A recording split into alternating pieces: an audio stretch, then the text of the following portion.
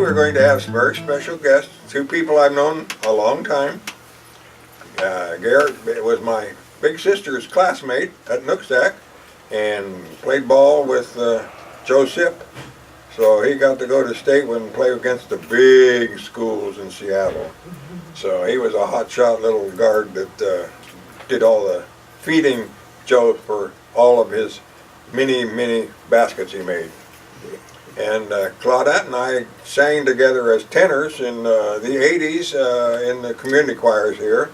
So I know she can sing well because she can keep up with me, and she wasn't intimidated by my voice. So she also comes from an old homesteading family up in the Kendall area. Gerrit, of course, came into the Nooksack area, and we knew them well. So today, Gerrit Sterk and Claudette, well, I still know her as Dykstra because she became a Sterk later on. So there. And we're going to start today with Gerrit telling us a little bit about his family and when they came and how they came here and that sort of thing. So Gerrit? Well, I was born in South Dakota, and during the 30s, why, we never had a crop for 5 years, so we moved to California. We lived 3 years in California and was on a dairy, and my dad didn't like getting up at midnight milking the cows, so we came to Washington, where a lot of people from South Dakota had been. We moved here in 1940, and we rented a place from Ken Buringa right on the border at the end of the Northwood Road. And we lived there for 3 years. We bought all the household good and all their cows, and they moved out and went to Seattle, worked in Boeing's because they both worked there, and that was during the war in 1939 and 40. And then we lived there for 3 years, and then we moved over to Everson, right across from grade school where Dennis Lautenbaugh lives. We lived there 5 years. We had quite a few cattle there, and I have 6 siblings, so there's 7 of us, and we always done all your own farming. In those days, you never had a hired man, and so then in 48, we tried to buy the place, but the man didn't want to sell it, so we bought the place on Van Buren, about a half-mile south of the Badger Road, and I've been there until Claudette and I got married, so I was there over 60 years.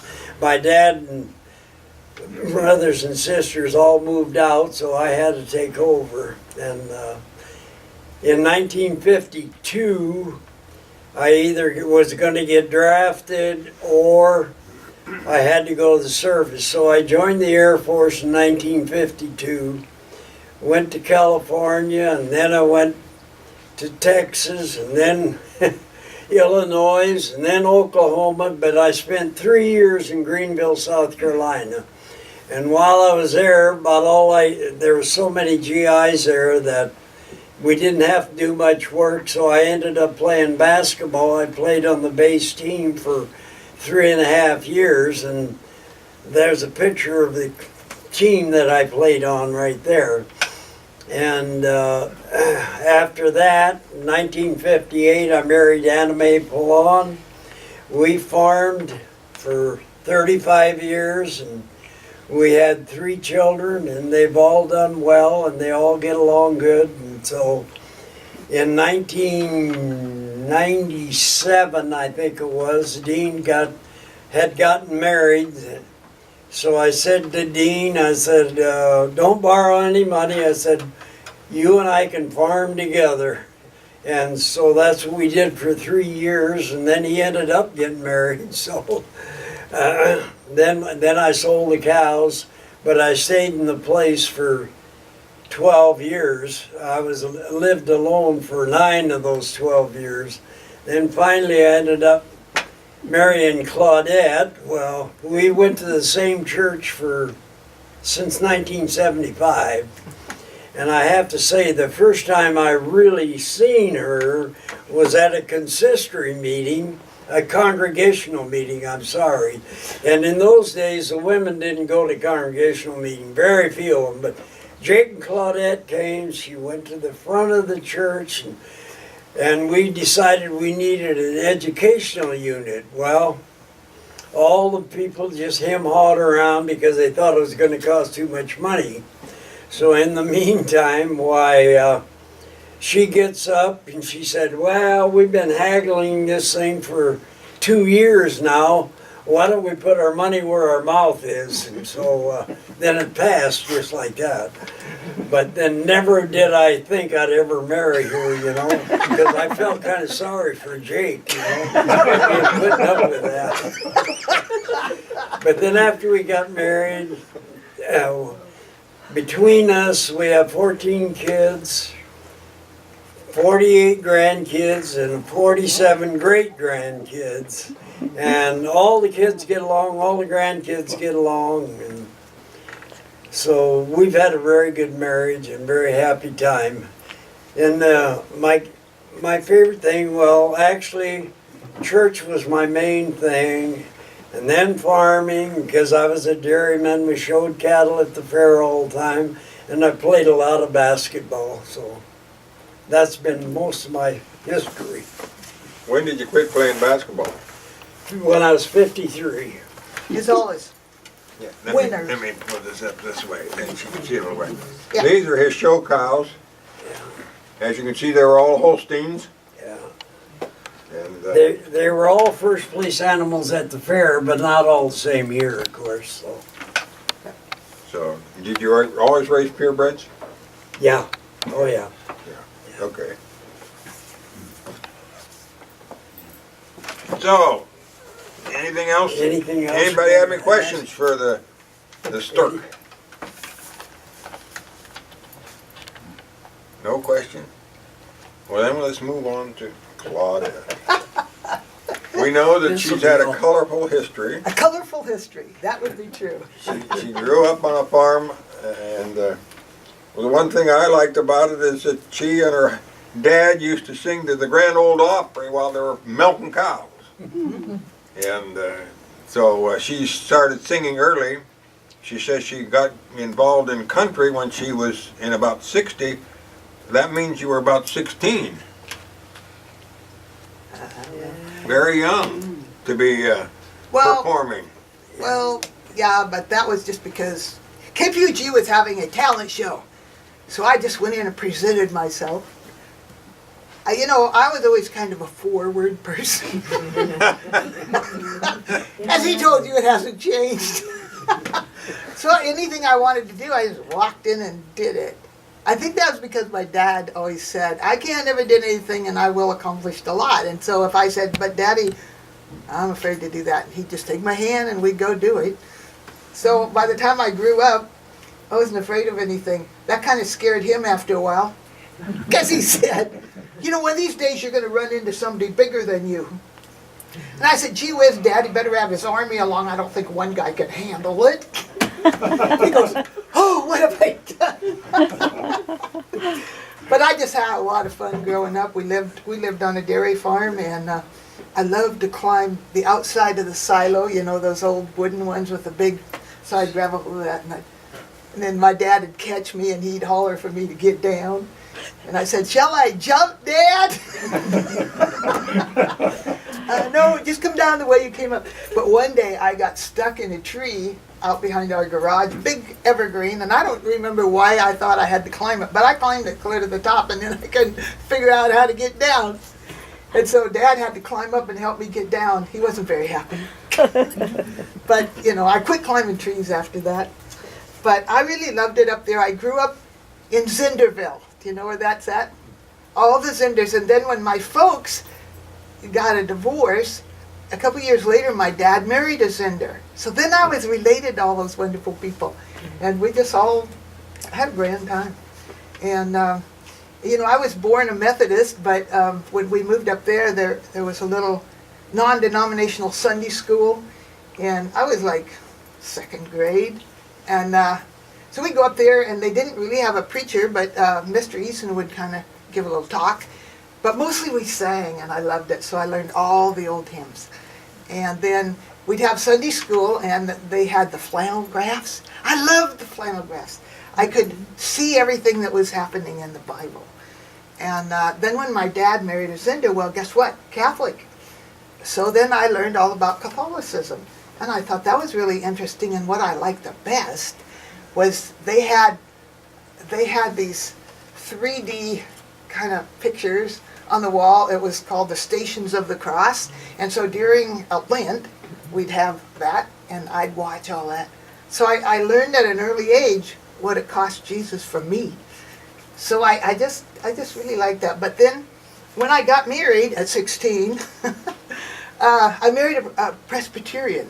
But we got married in the Catholic Church, but when it came time to baptize that first baby, he kind of dug in his heels, and the priest came over and he said, we got a problem here. And I said, yeah, we do, because I said, if I follow what you're saying, I'm going to end up in a divorce, and then I'm going to be by myself for the rest of my life by the Catholic Church rules. So I said, I think maybe I'll just become a Presbyterian. Wasn't real happy with that, but it worked okay for me. And then we moved around some, and we attended a Lutheran church. And finally we ended up in Sumas, and we were back in the Methodist church. So I thought, yay, I've made the full circle. But then later on, I married Jake, and he was Nooksack Valley Reformed, and so I got reformed. And of course I got, and I met Gerrit and his family. I loved his wife. Anna Mae was the same age as me, and we were involved in a lot of things in church with the ladies' things. And then we even had a little birthday club, and that's still going on, although they're starting to fade away. But yeah, it was just wonderful. I just fell right into that church, and it fit good. I remember Oscar Vanderpaul said to me, "Don't you sing?" And I said, "Sure." And he says, "Wait, would you sing for us in church?" And I said, "Well, yeah." Well, I would watch what they were doing, and I didn't see any guitars, so I asked a girl to play for me, and I don't know, I sang something like, "What a Friend We Have in Jesus," something simple. And afterwards, Oscar said, "Don't you play a guitar?" And I said, "Well, yeah." "Well, next time you sing for us, play it." I said, "Okay." That kind of opened the door. So then I introduced him to some toe-tapping songs. So I knew all the old gospel things because I listened, the country music all the time. A lot of those old boys sang things like, "I Saw the Light," there was some good stuff out there. So, yeah, I had a lot of fun with that. And when I got married to Jim at 16, he was a logger. Well, that was a whole new ball game to me, but, we just had a little Jippo outfit, had a little cat in the truck that I drove, and, Dad taught me to drive everything on the farm, so driving rigs didn't bother me, and we'd put up an A-frame. I want to tell you something about logging. It's changed a lot. If you ever go to the log show, you'll see that. We had an A-frame, and it had your cable, and then Polish. and there's a pulley up at the top, and then you hook your log, back your cat up, he'd swing and set it down on the truck, and that's what we did for years until one day the cat broke down. It wasn't going to get fixed for a couple of weeks, and I said, "Man, we're going to be starving by that time." I said, "How about if I get my friend Vic Bliven to bring his horses in here and we'll horse log?" He said, well, you can ask him. So I did, and Vic came down and we did some horse logging. That was kind of fun. And then he says, "Hey, if you're going to be a logger, you got to learn to shoot Copenhagen." And I said, "Excuse me, but I tried that once when I was driving truck because that's what they told me I should do." And I said, "It made me kind of sick." And he said, "Well, you probably made a hog of yourself and put a big wad in." And I said, "Well, that's you big boys doing." He said, "Well, we didn't do that the first time." I said, "Okay." So he taught me how to chew it properly.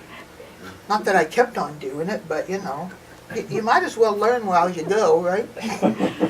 Anyway, we had fun with those horses, and we were logging up past Maple Falls on the river, and we kind of had them, we had a little fence for them, but they got through it one night, and we go up the next morning to log, and we don't have any horses. So we wander down the river and we finally find them, and so I jump on this one and I ride it back up. I got off and I was walking kind of bow-legged. Them big horses are kind of wide. But anyway, we had a lot of fun up there, but we had to drive we came in from the North Fork Road, and it was like 15 miles of 2 ruts, and I got real sick of it. I said to Jim, hey, isn't there a different way? We were right across the river from the Mount Baker Highway, just above Michael Falls. I said, couldn't we get over there some way so I don't have to drive all the way there? So he goes looking, he says, yeah, it's only about this deep, and we could drive the truck through there, and then there's a little bit deeper over there, I could build a ramp. So he did. It's like, but guess what? Pretty soon the rains came and the river came up. And I almost stuck that thing out there. It was lapping at my feet. And I thought if it gets any higher, it's going to get into my engine, and then we're going to be sitting here floating down the river. But we made it out that time, and then we had to drive a long way again. It was kind of a pretty drive. I took a preacher one time. He came from, I don't know, Carolina somewhere. It was a crusade at the Methodist Church. And they said, would you take him? We had a lot of fun. All the kids knew how to milk. Everybody worked on the farm, and the older ones were starting to marry off. And pretty soon we were down to no kids. That was harsh. We had to do all the work ourselves.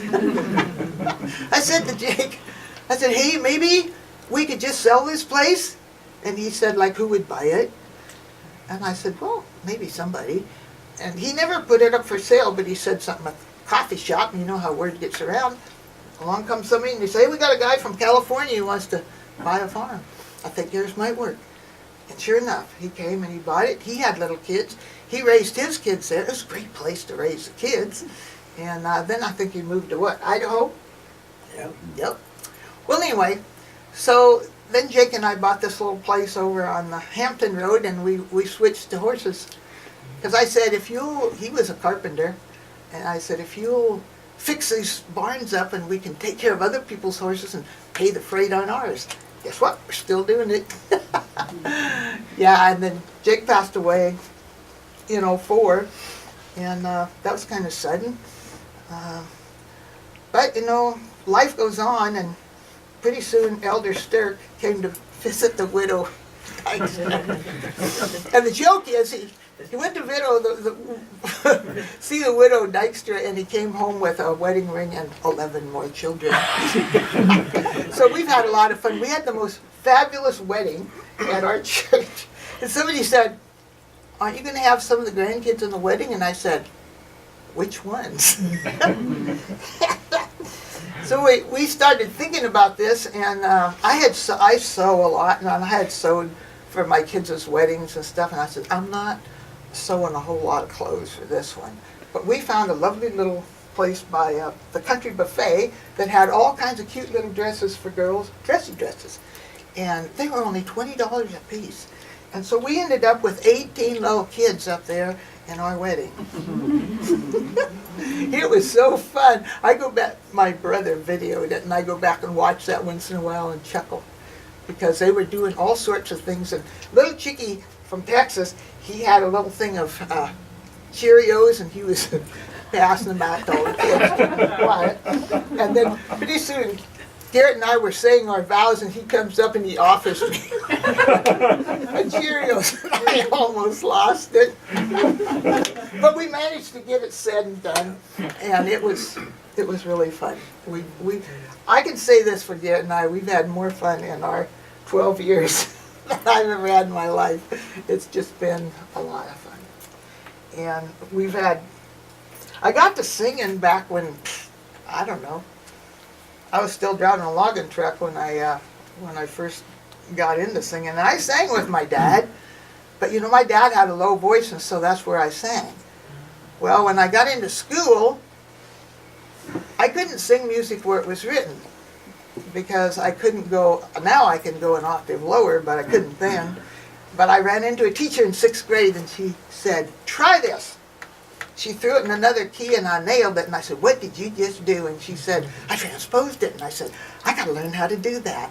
And so this old guitar player that lived behind us on a farm said, hey, get yourself a guitar and put it wherever you want it. Work right up your neck wherever you want. Yeah, I'll do that. So I was probably 12 when I went out, picked berries, bought my first guitar, and bought a little book and taught myself how to play. I don't do any picking, don't do anything fancy, but if I can play the chords, then I can accompany singing, and that's what I like to do. So that went on, and after I turned 21, I went down to see the local pub at Deming to see who was singing. And there was a couple guys there, and I went up and asked them if I could sing one. Then they asked me if I wanted to join the band, and I said, well, yeah. Not that I knew a whole lot, but they taught me what I needed to know, and we played together for several years, and they started kind of fighting amongst themselves, and I said, hey, you guys go do your thing, and I'm just going to float around and see what else I can find. And I've played mostly down in Skagit, and then I ended up when Loretta Lynn left Bill's Tavern. I didn't have to be working that weekend, so they called and said, can you set in for Loretta? And I said, yeah, sure. So I went down, met their band, got to know Roland Smiley that played steel for her, and he said, I'm tired of this group. He said, you want to go to work? I said, yeah. And he said, I'll see if I can get us into Sumas. And I said, that'd be great, because I've been driving all the way to Skagit County, and I'm living in Sumas. So got a job there, and we played there for, I don't know, a long time. And when that kind of broke up, then Shorty and Vic had been playing around, and Shorty went to work at Intelco, and so then Vic and I got a band together, and pretty soon he wanted to quit, and so ended up with, by that time I was married to Jake, and didn't play for a while, and then Butch called up and he said, I just got this place back, I need to build it up, you need to come help me out. And I said, I don't have a band. I'll call this guy, so I did. Then Jan Chapman came into my life, and then we had a band for, I don't know, another 10 or 12 years, I guess, playing.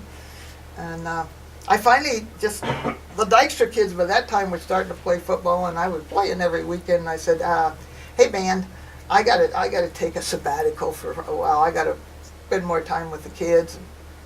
So I just dropped out. Once in a while I'd go fill in if they got stuck, but then I started just playing by myself. And I'll do a little bit of that for you later. Now, it's really fun because I know all the old songs, and nobody plays those anymore. So you go to the senior centers and the rest homes and all where the old people gather, they love it. And I don't have to learn any of the new stuff because I don't like much of it anyway. So having fun with that. Anything else you want me to tell them about? No, it's fine. Billy Sorensen said whenever he was sitting in line with the log trucks, he remembered looking down the line and seeing this young girl with long hair and shorts on driving a log truck. That was you. That was me.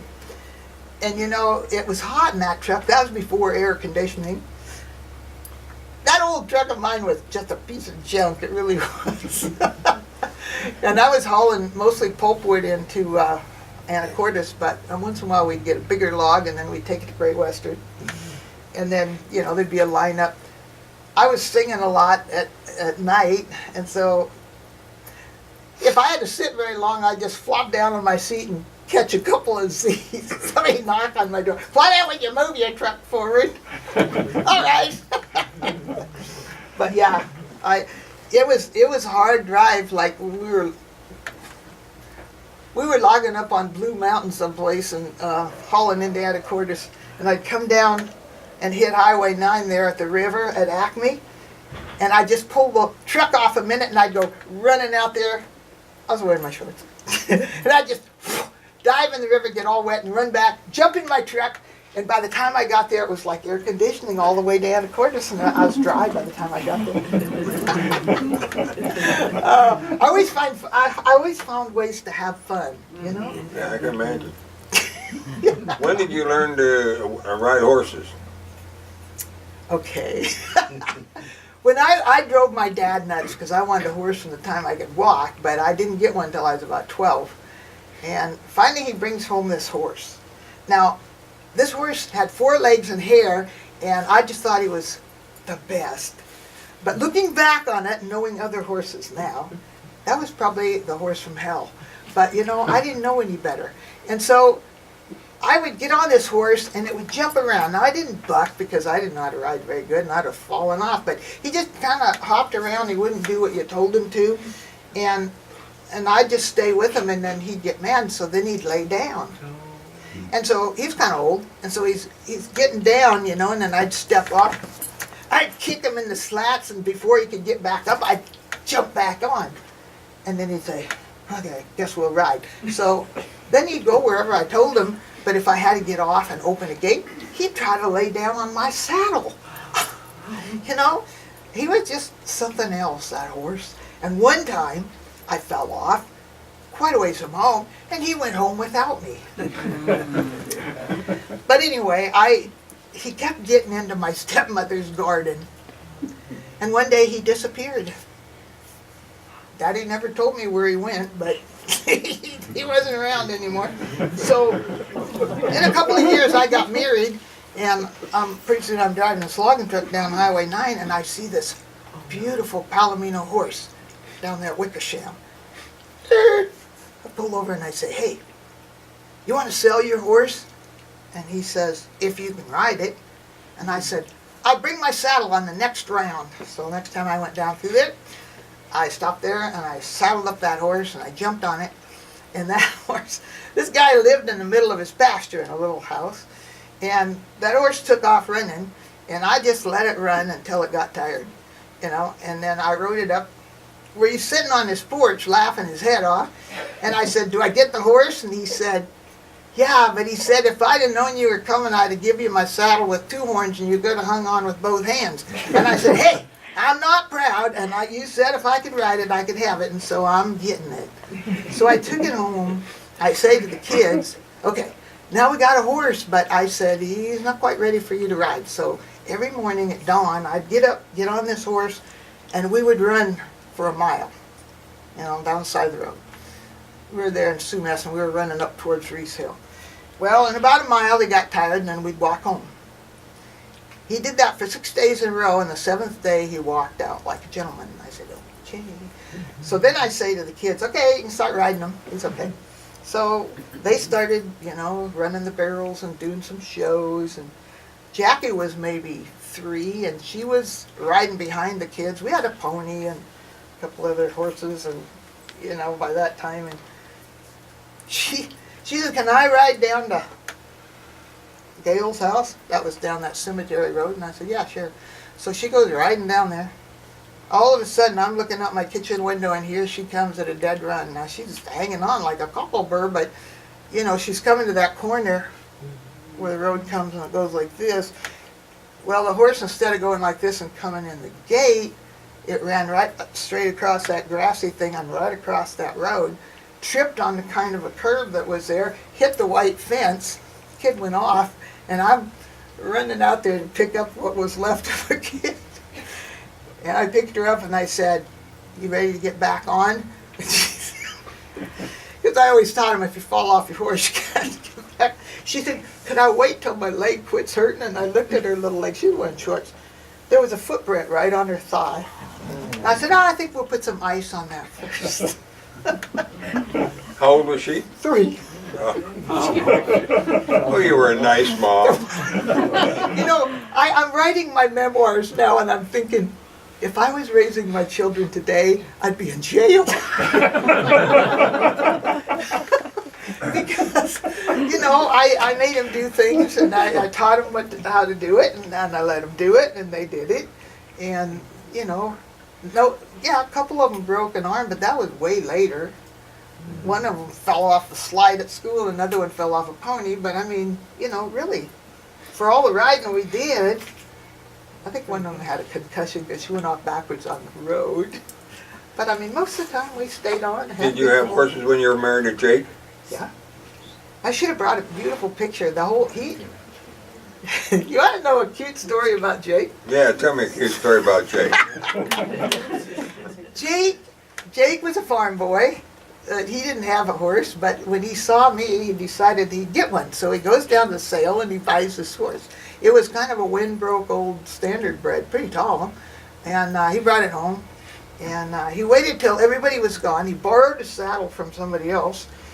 He didn't even know how to put it on, but he put it on, and he gets on this horse, and this horse takes off, and the saddle switches on him, and so he's on the ground. So he picks himself back up, and he takes the saddle off, and he puts it back on, and that time he got it on better.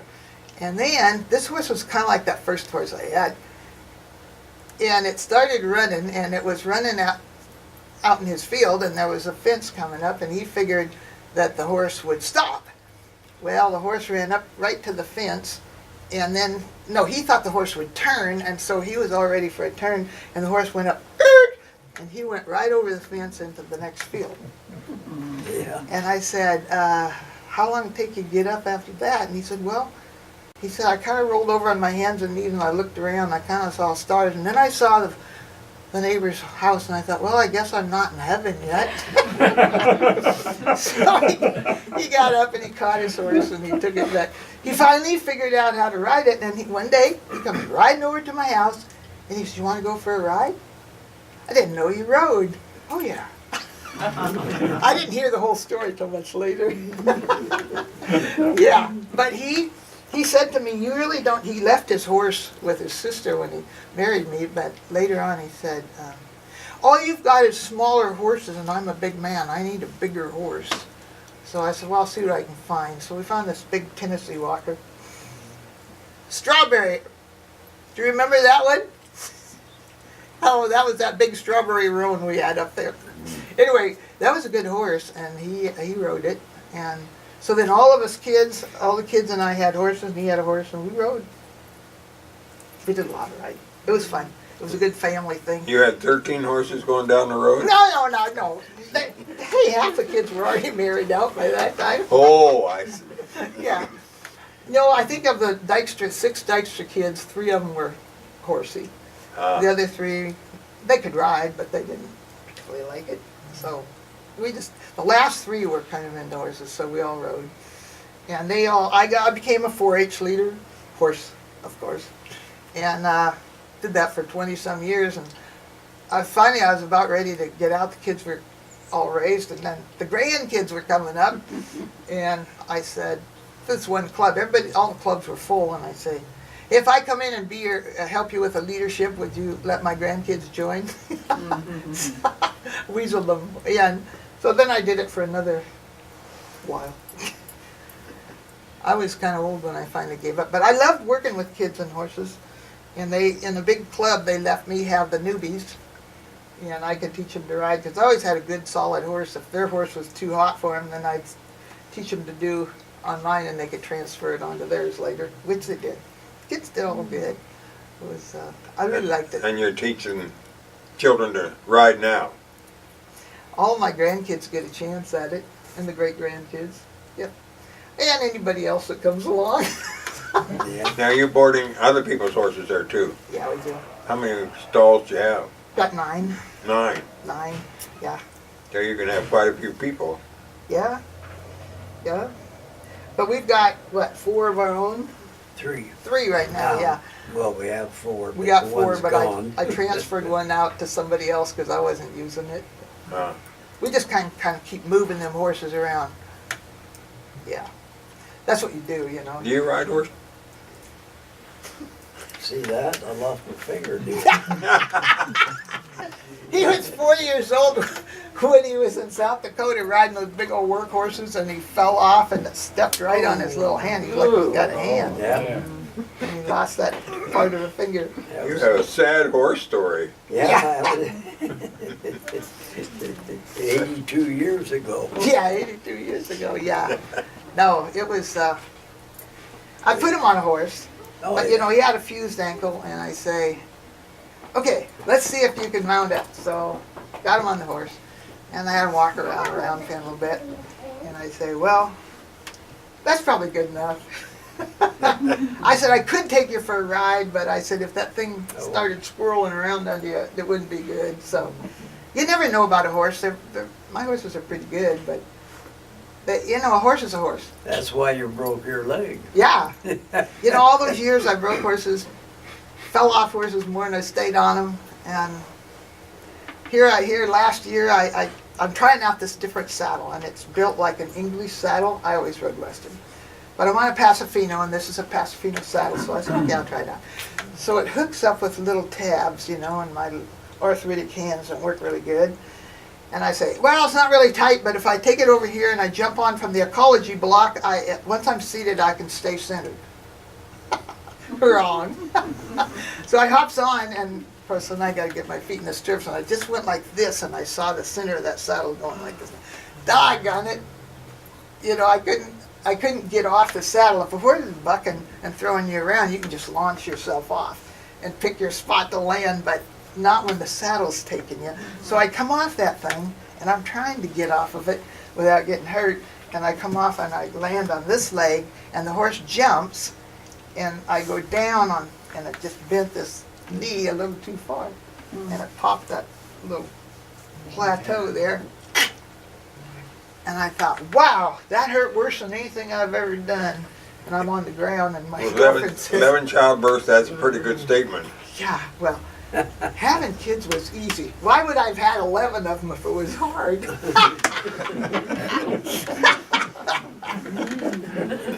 Yeah.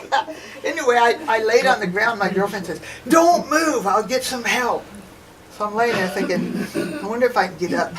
So I roll over on my hands and knees, and then I arch myself up, and I walk my hands back, and I'm standing up and say, well, that wasn't too bad. And then I took a step on that leg, and it felt like the bottom rotated, and I thought, yikes, I think I broke something. So I just stood there on one leg till the ranch hand got there, and then they hauled me in, and I ended up in a wheelchair for 2 months. But I want to tell you something about being in a wheelchair. You learn a lot. Life looks really different from this level. And I used to think, why do those people always talking about, you know, wheelchair accessible and handicap this and that? Now I know.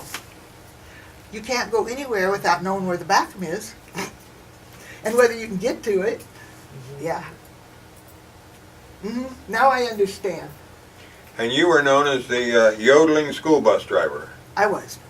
I drove from Nooksack. I was the first woman driver they had, and that had to be in about 1970. And I went to see Hank at Everson, and I needed a job. And I said, hey, can I drive one of your buses? And he said, looked at me and he said, well, I know the big rigs you've driven, and you got a bunch of kids. Yeah, you could probably do it. Take that bus over there and drive it around and see what you think. And I had an endorsement, you know, to drive rigs. So, you know, yeah, Hank, I think I'd like it. Although I looked in that big mirror and saw all those seats and thought, that's going to be a little scarier than logs behind me. I mean, a little more responsibility. You know? Yeah. But anyway, I started driving, and I really liked it. And I drove until, well, I tried to quit after I married Jake, and I started having babies, but they were really short of drivers.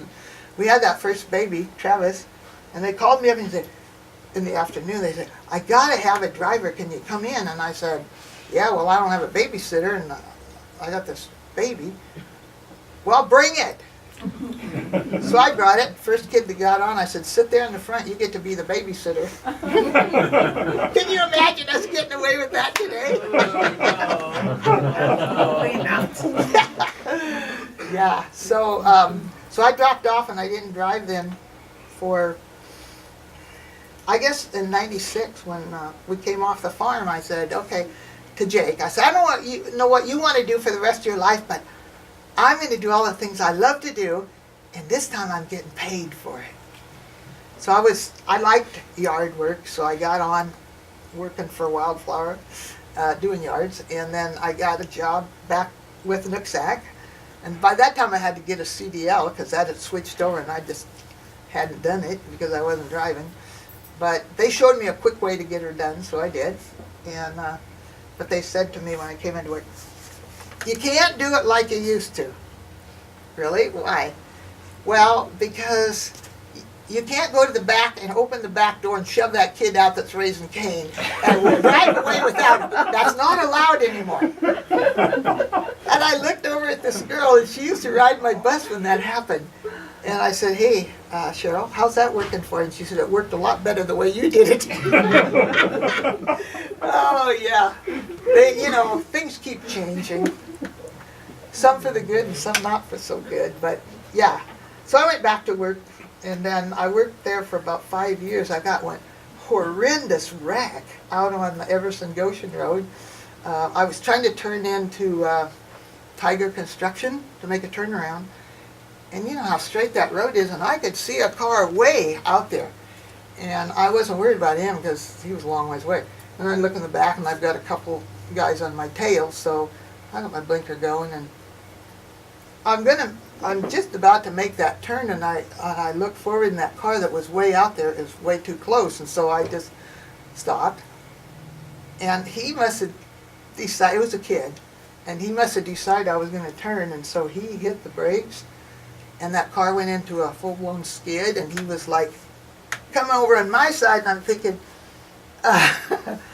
well, I could try and duck out of him, but the people in behind me is going to catch it. So I just sat there, and he started getting control of it, and I thought, maybe he's going to make it. But the tail end of his car hit my front driver's side wheel, and it ruptured his gas tank, and it threw the gas up over the bus, and he went airborne, and he was throwing gas all over these trees right there, so they all lit up, and I'm thinking, I've just been involved in a fatal accident.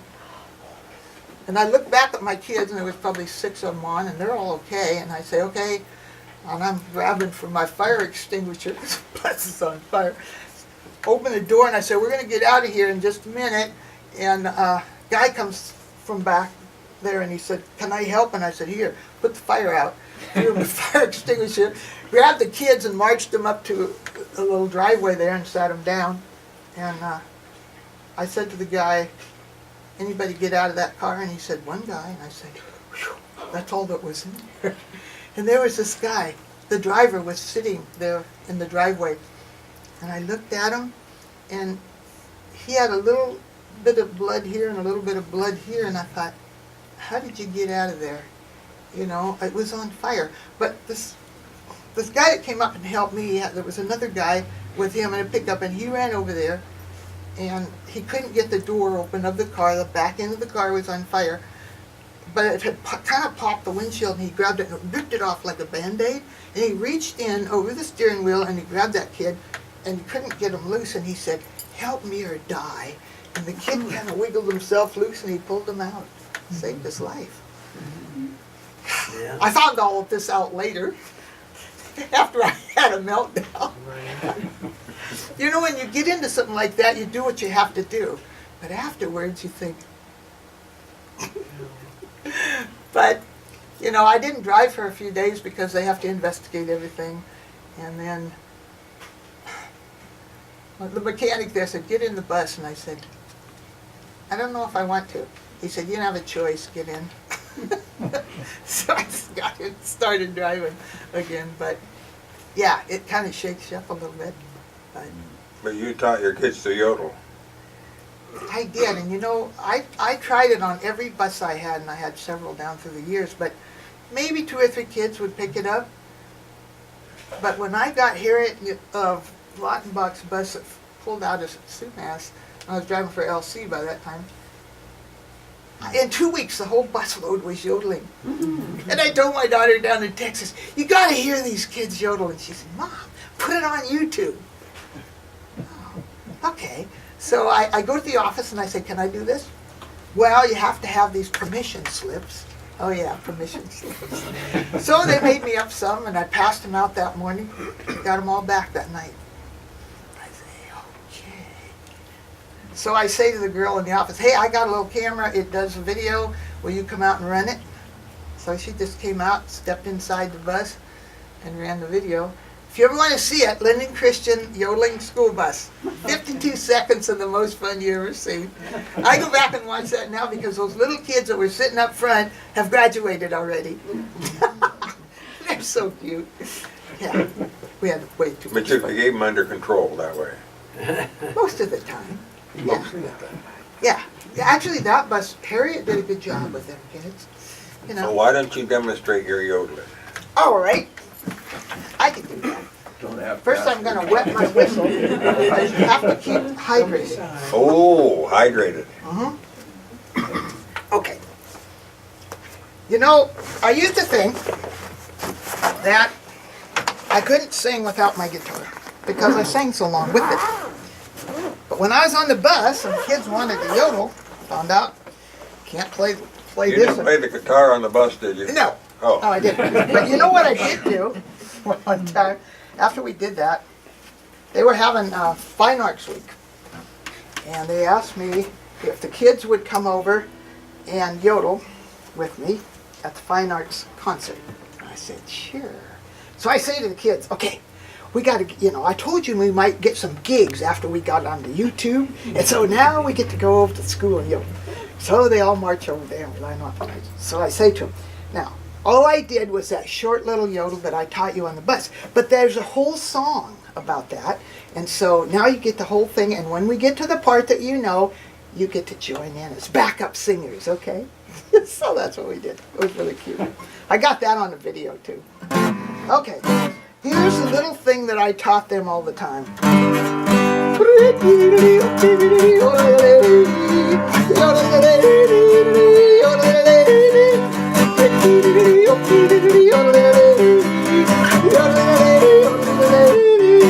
And then I'd quit and they'd say, do some more. And I'd say, okay.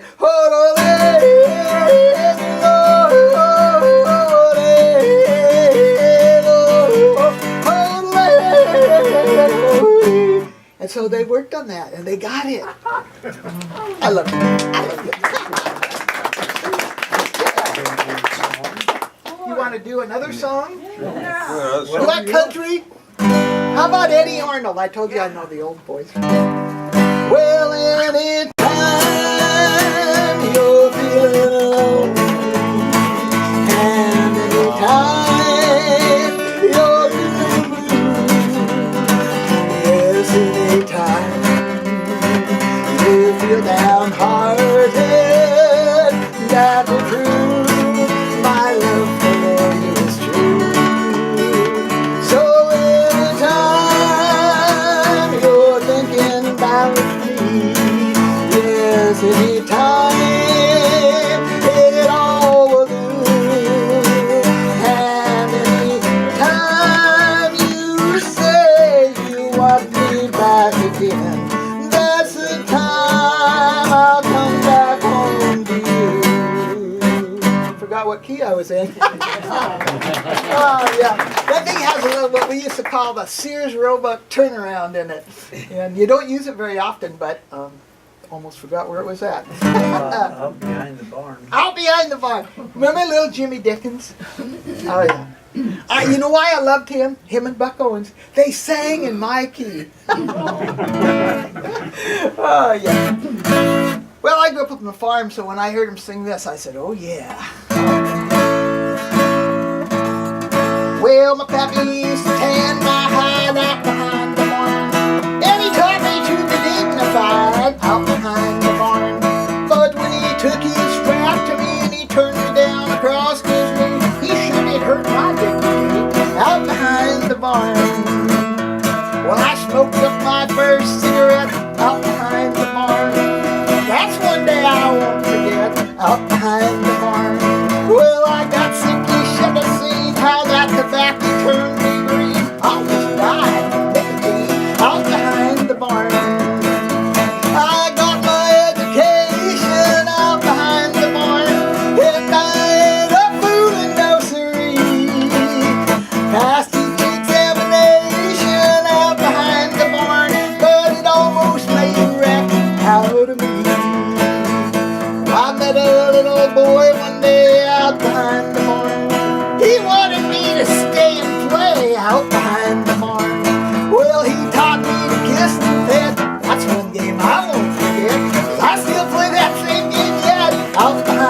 barn.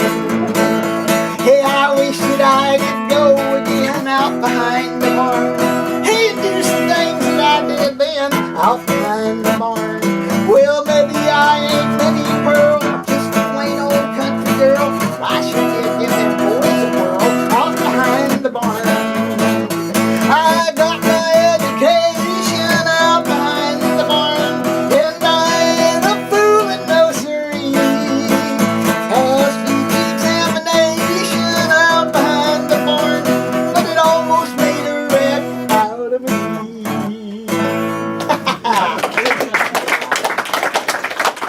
As you can tell, I've always had fun with my music. But you know, later on I got into gospel music, and I totally love that too. And I think, well, I like, usually they say, what's your favorite one? And I say, whatever new one I'm learning. But I think if I had to go back and just pick one, I'd think, well, it's amazing grace, how the sound that's a wreck like me. I once was lost, but I'm found.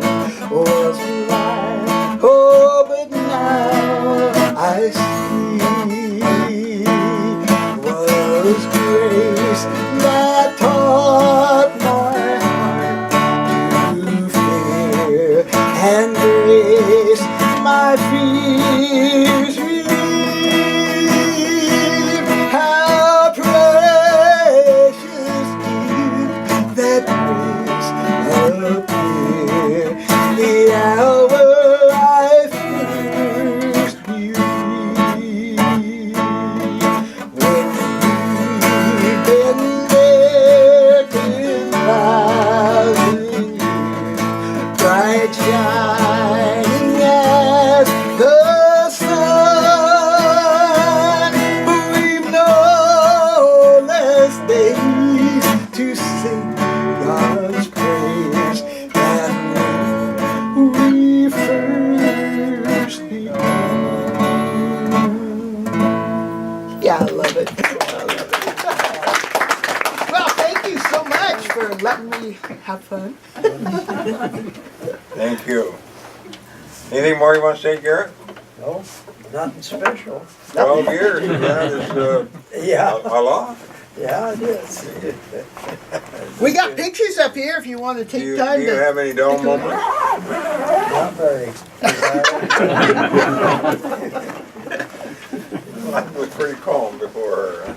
Well, yeah, I had So, all my brothers and sisters around, you know, Yeah. and my kids, so I was never alone. oh, yeah. Now he's really not alone. They were saying they had a reunion here not just a couple weeks ago. Yeah. Yeah, our church Over has- 100 of their immediate kin were there. That's quite a group. It is. When God said to go out and populate the world, I did the best I could. thank you. Thank you very much. Oh, yeah. Do you have a question? At one time, you did some recording, is that not right? Oh, yeah, you still. Oh yeah, I forgot to tell you about my I recording. was at a garage sale at your house one time, and you had these records. I mean, Yeah. I'd like to know a lot more about it. You know, I brought some. I got rid of all those. You know how I got rid of the last ones? I gave them to the kids on the bus at the end of the school. And I thought, yay, I got rid of all those. Well, then when my producer passed away in Bellingham, her grandkids said, hey, we got a bunch of your records. If you need a record, anybody got a record player anymore? And, you know, those 8 tracks, this is how far back we're going. When did you do the recording and where? Okay. I was like, I'm kind of in the wrong way. I was 38 when I met up with Rady Peterson, and I went there actually with my band. They were looking for some country stuff, which she wrote some of that too. And then she said, I also write gospel. And I said, hey, I'm singing with a gospel trio. Let me see your stuff. And so she pulled up this one. I think it was My Old Bible Grows. It's all stuff she wrote. And I said, sing a little to me. And I picked it up. my guitar player was sitting there, and he started picking it, and pretty soon we were playing it. I looked over, and the tears ran down her cheeks, and she said, "Do you want to record my stuff?" And I said, "Sure." So she set it all up, and all I had to do was waltz in there and do it. And we went down to Nashville, Tennessee, and she knew the Oak Ridge Boys, and we used their band Wow. and their recording. It was awesome.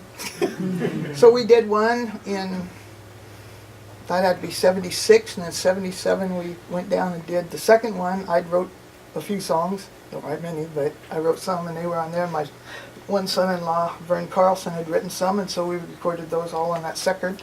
And then the third album we did up in Vancouver, because she had done it down in Nashville with a blind tenor singer. And I could sing in his key. Remember that, Jim? Yeah. And so she said, all we got to do is go up to Vancouver, and we'll pull out his voice, and we'll dub yours in, and we'll have a whole new, long play album. And that was all songs, well, there were some new ones on there, but there were a lot of the old ones, like In the Garden and The Beautiful Garden of Prayer, and just all my old favorite hymns. And so that was fun. Yeah. It was all, exciting. And you could kind of work it in. I told her when she asked me if I would do this, I said, I will, but I won't travel all over the country trying to sell them. I said, but I think we can sell enough here in Whatcom County to pay for what it costs to make them. And she said, that's all I care about. I just want to get my songs out there where people can hear them. And I said, okay. So we did. Her and I had lots of fun. Yeah. Any other questions? Go back there. Yes. Claudette, what will be the title of your memoirs? Title of my what? Your memoirs. You said you're writing it. Yes, I am. I'm up to 1963. Wow. I started from when I was born. I went right up. And it's in one of those binders, and it's about, I've filled up about half of it. So, yeah. I just get into the part where I meet Jake, and we start in on the next batch of kids. Yeah, so, but I was doing this while I was sitting there with a broken leg, and I couldn't do anything. And so I started writing. Once I was up and running again, it's hard to make myself sit down.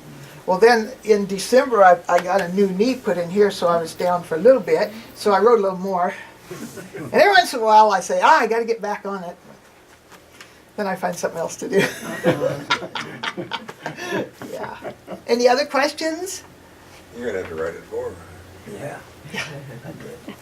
Yeah. He already wrote something. Would you like me to read your thing? He's... You don't have it with you. I do.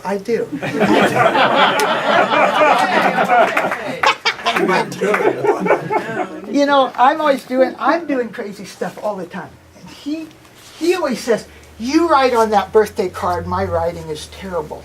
And I said, it's your grandkids, they don't care how bad your writing is, they can read it. But one day he's writing in this little notebook, and I said, what are you doing? Well, I'm writing, well, you'll see when I get it done. Let me read it to you. It brought tears to my eyes. To my extended family and friends, I'm writing this because this is how I feel at this point in my life. I feel like the most blessed person in the world, and first thinking over my life, I feel like I was born to the greatest parents in the world. They truly were some of the greatest Christians that I know. They prayed and read the Bible at every meal, took us to church twice every Sunday, and never did they say anything bad about the preacher or church. They made it fun to go to church because we either had company or visited most every Friday or Sunday night, and my parents taught all my siblings and I to love the Lord. And after getting out of the Air Force, I got married to Anna Mae Pallon, the mother of my 3 wonderful children. She was one of the sweetest people I know, and we had 35 plus wonderful years together. Things I remember about my first marriage: the first 7 years we were without children. We went on quite a few trips because we weren't tied down, but we wanted children, so we decided to adopt. But before we got a child, we found out that we were having one of our own. And then we ended up with 3. Our children were a great part of our life. They all grew up in a wheelbarrow in the barn. He was as bad a parent as I was. And And from the time they were 1 month old until they could walk. They went every place we did, and they had very few babysitters. At the age of 3, the oldest thought she didn't need a babysitter. Of course, we didn't allow that. I remember having all 3 kids in our pickup taking a calf to the sale barn. The calf jumped out of in the middle of Everson and running down Main Street. The cop helped catch it. Oh, for the life of a farmer. As the kids got older, we went to a lot of ball games. They even got to watch me play because I played basketball and fast pitch until I was 53. As a family, we went to the Husky Stadium for football games, which we all enjoyed. As they got older, they all showed cattle at the Linden Fair, and we were very fortunate to have a lot of first-place cattle. The kids were all good judges, and Lori was second high in the FFA National Convention. You made me proud. We also had one of the highest-placed cows west of the Mississippi River. Anna Mae and I went to Oregon and California to many shows and sales together, but it is nothing I have done on my own. I give God all the glory for everything. Amen. I think of one of my greatest blessings was babysitting my kids and roughhousing and running from the Davenport to the other one while mother was away at Bible study or women's guild. They loved it because I let them stay up until the dog started barking or the car lights were coming in the driveway. It was always my job to carry all 3 at one time upstairs and put them to bed and pray with each one separately. I loved that, and so did they. This went on until Nancy was 14 and Dean was 11 and Lori was 9. You kids can't imagine how much I loved doing that. God has always been so good to us. Anna Mae and I walked to the barn hand in hand together before milking. It was wonderful. I felt like the happiest person in the world, and then tragedy struck. She became ill, and 11 months later she passed on to eternity and to the Lord. But in all that time she never complained, not once, of pain. Between myself, children, and Anna Mae's wonderful family, we were able to keep her at home until, oh my, that kind of got wet. Yeah. I think I skipped a page anyway. There we go. Passed away. Thank you, Helen and Katie. I have to say one thing that will stay with me forever. At the Strawberry Social, she and my brother-in-law, Morris Kelsbeck, sang a song called Others, Lord. I still shed tears when I think of that because that's the way she loved her life. Until the very end, praising the Lord. One of the last things we did together was babysitting Caleb. I know Nancy hated to ask Mom and I to babysit, but we loved it, and that was 25 years ago. She wanted so bad to live until Lori had her first baby, but she never got her wish. But I got the opportunity to babysit Blake and Brittany quite a few times. Sorry, Becca, you weren't there yet. And now Lori and Dale started out their marriage living in a single-wide trailer. Blake and Brittany slept in the bunk beds, and when it came time to go to bed, Blake would go right to sleep, but Brittany stayed awake, so I got a pillow and just laid under the bed. As long as I held her hand, she would stay in bed. And finally she'd fall asleep and I would get up. It's a great memory for me. I still love you, Brittany, and all the rest of the family. And then came probably the toughest couple of years of my life. I was fortunate to have Dean at home for a couple of years, and we shed tears together out in the barn. I love you, Dean, for that. And being alone for 12 years' time went pretty fast. One thing, it brought me closer to the Lord because between church and farming and taking care of the grandkids, which was the joy of my life, I still do. When I think of Dean and Steph's daughters, Ashley and Aubrey, getting off the bus, we would have a quick snack and out to the barn to feed silage, and of course we had to scrape the barnyard. Ashley was a little timid. She rode on the tractor, but Aubrey, she sat right on the scraper, dangling her feet in the manure. And then quick to the house to throw the clothes in the washer and dryer so no one would know the difference.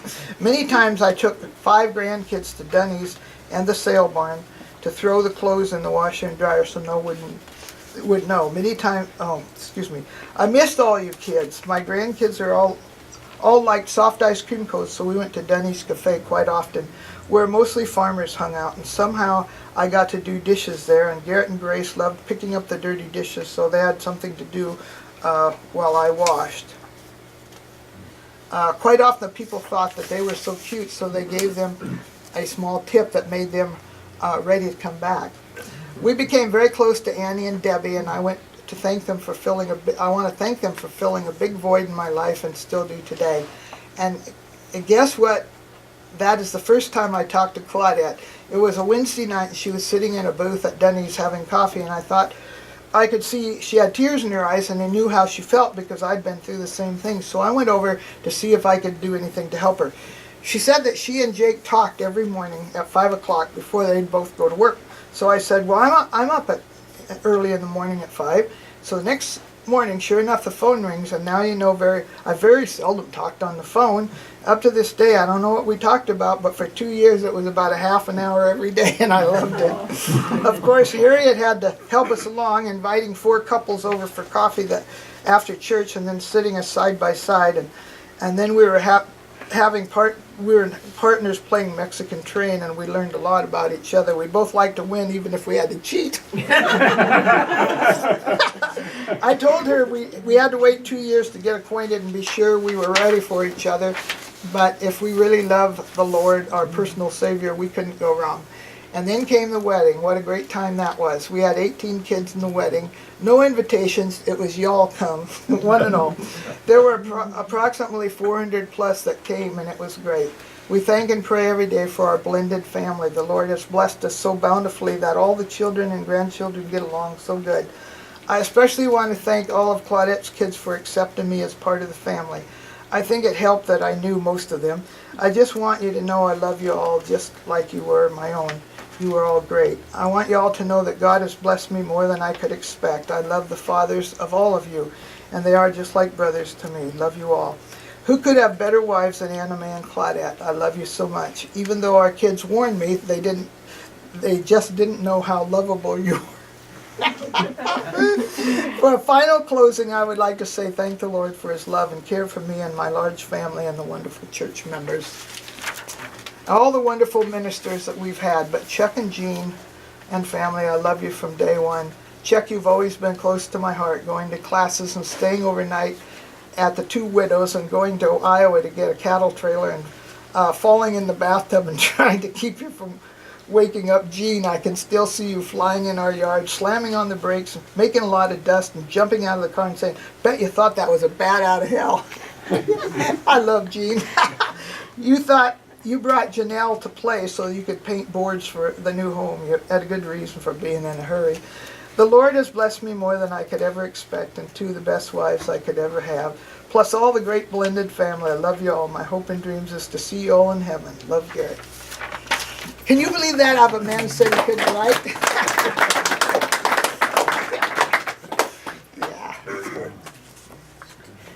Yeah. Any other questions? Yeah, any other questions? What year was that log truck you were driving? What year was it? Which one? I started out in a really old one. Trying to think how old that thing was. It was probably about a 49 or 50. And then it was a piece of junk. And I mean, it was really a piece of junk because the front end was so out of wacko that it would wear off the tires so fast, and we kept just putting used ones on. It wasn't much money. Well, finally, I'm coming. Thank goodness I wasn't loaded. I was coming back from Anacortes on Highway 9, and I was coming around kind of a slow curve, blew a front tire. Couldn't steer it, so it gradually kept on turning, but the road didn't. And that was okay. I was kind of off the road a little bit, trying to get her slowed down, and they had kind of cut that road through a little bank, and so up I went. Thing lays down where I should have been driving and skids down the road. And it finally stops, and I jumps out, and I'm looking at it, and I'm thinking, yeah, how am I going to get this thing out of here? Along comes a logger, and he says, you need some help? And I said, I sure do. So he says, well, we'll drag this thing crossways, and then I'll put a wrap on it, and we'll flip it up on its wheels. And he did. And I said, whoa, okay. I said, well, we'll get it off the road, and then if you give me a ride up to where we get logs, I can get Jim, and we can get this thing straightened out. Try to find another wheel.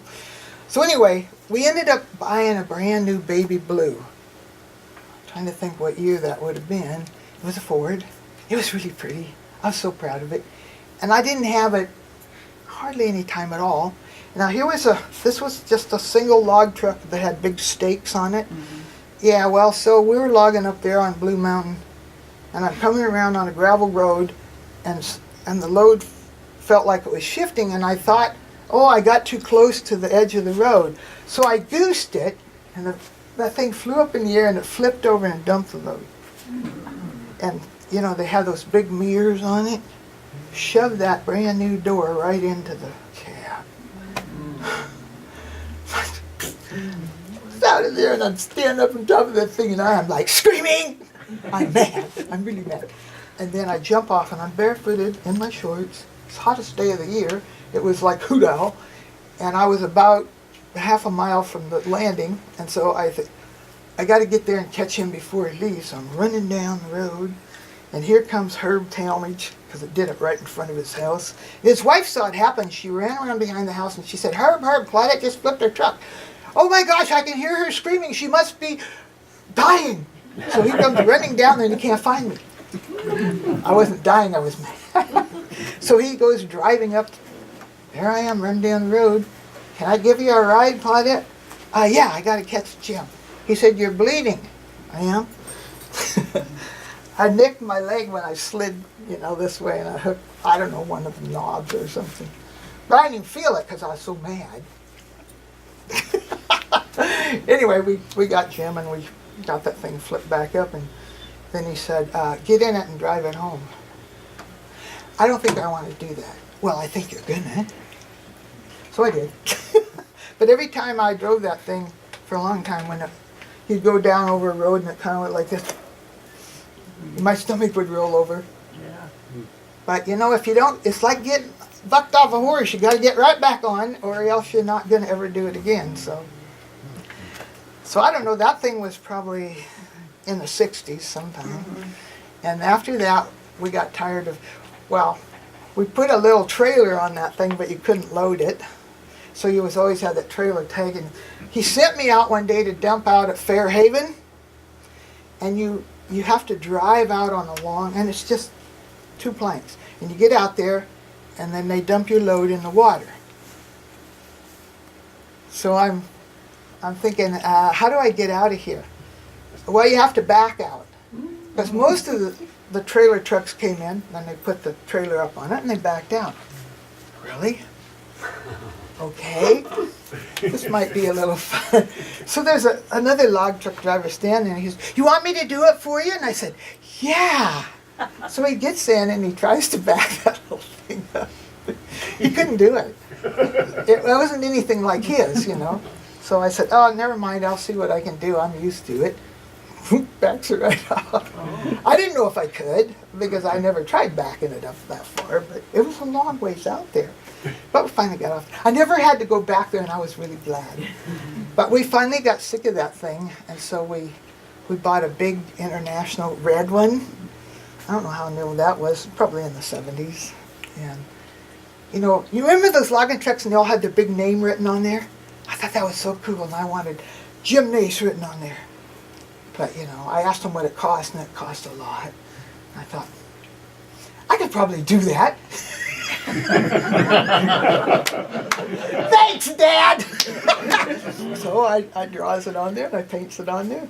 Actually, I wish I had a picture. I called all the kids. I said, would we ever do that picture? Because we had it in the Blossom Time Parade with all the kids sitting up on the top, advertising, you know, the log show.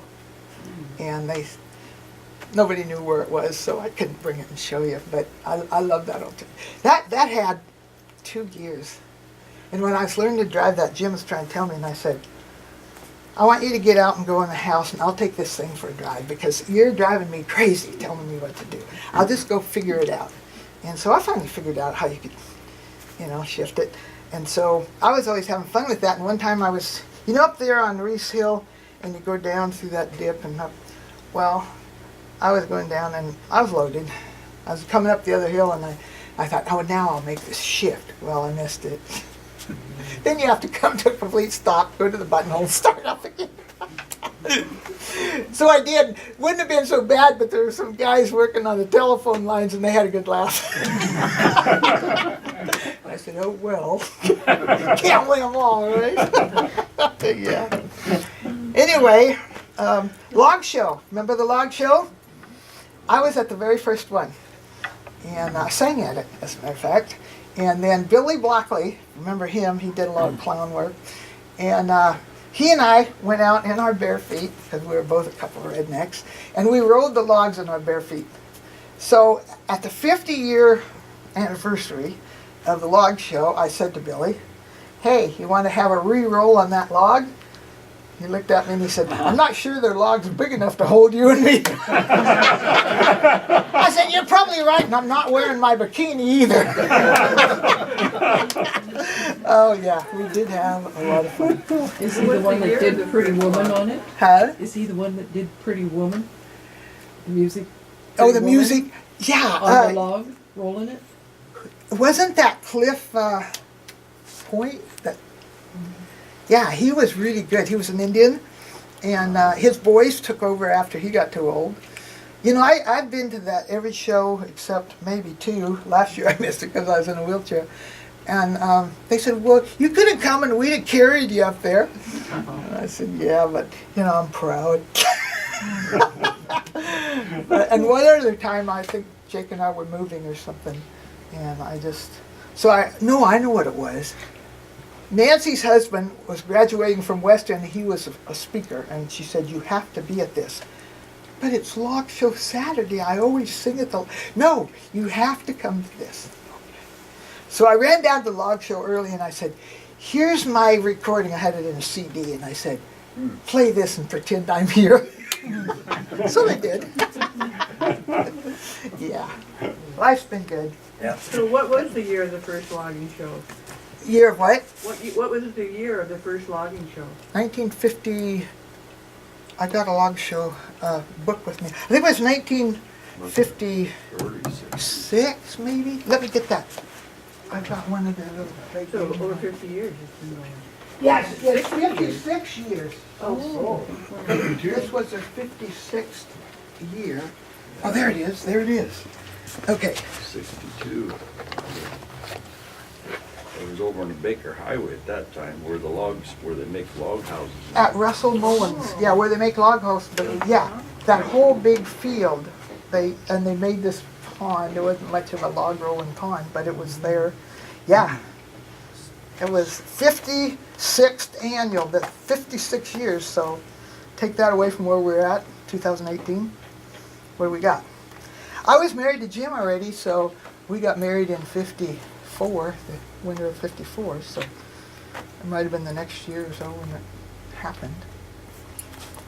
Yeah. Okay. I'm running out of things to say. And then a question. Yes. Are you still singing regularly anywhere? Did what? Are you still singing regularly anywhere? Yeah, but not any place regular. Wednesday night at the Sumas Senior Center, I'll be singing. They have a potluck at 6 o'clock, and around quarter to 7 I'll sing for an hour. After that, I think, Linden, maybe, or Ferndale.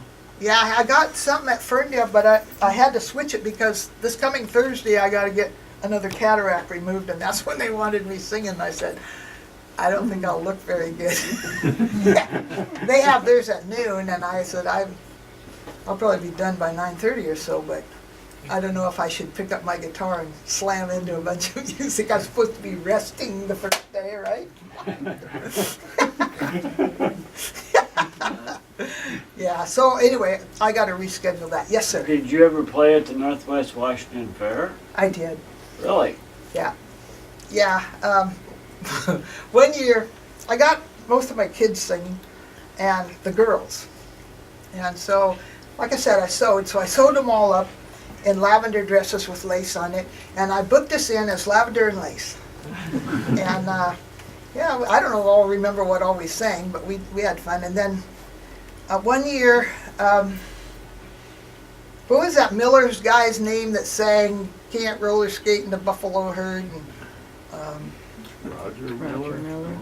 anyway, he was coming to the fair, and he got as far as Seattle, and his wife was deathly ill, and they turned him around and sent him back. So I get a call at 11 o'clock in the morning, and they say, can you be in here at 1 o'clock with a band to cover this?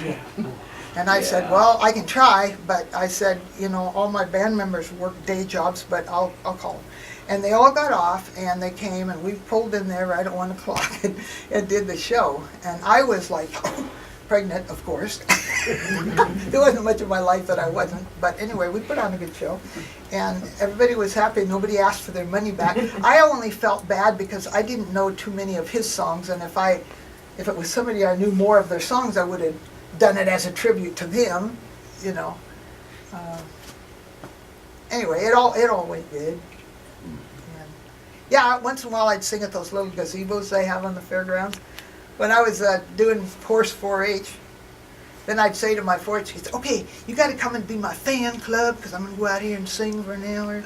And so they'd all get there and they'd scream and yell like I was Elvis or somebody.